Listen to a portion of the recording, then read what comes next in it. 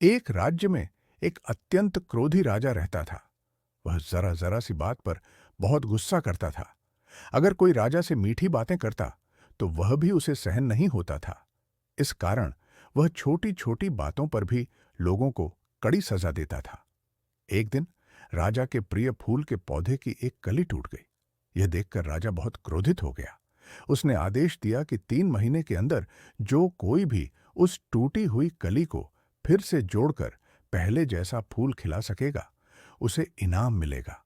लेकिन अगर कोई यह नहीं कर पाया तो उस नौकर के किशोर पुत्र को फांसी दे दी जाएगी।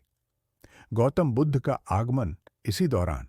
एक दिन गौतम बुद्ध उस राज्य में आए और इस घटना के बारे में सुना। वह राजा के दरबार में गए और बोले, महाराज, मैं इस टूटी हुई कली को जोड़ने का जिम्मा लेता हूं, लेकिन हमारे नियमों के अनुसार मेरे पास कोई भी फूल की कली नहीं होती। तो फिर मिट्टी की एक कली मेरी कैसे हो सकती है? एक मिट्टी की कली तो एक दिन टूटेगी ही।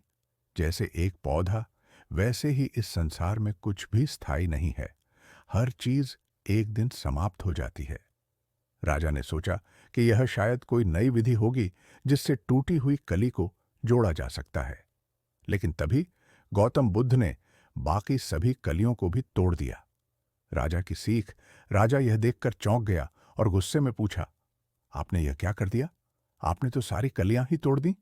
अगर आपको पता था कि आप इसे ठीक नहीं कर सकते तो पहले ही मना कर देते।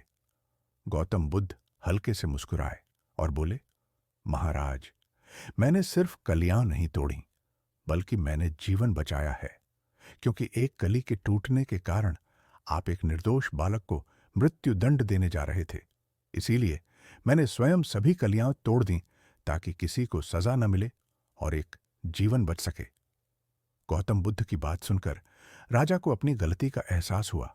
उसने अपने गुस्से और कठोर दंड देने की प्रवृत्ति पर विचार किया। फिर उसने गौतम बुद्ध से क्षमा मांगी और उस नौकर के पुत्र की फांसी का आदेश वापस ले लिया।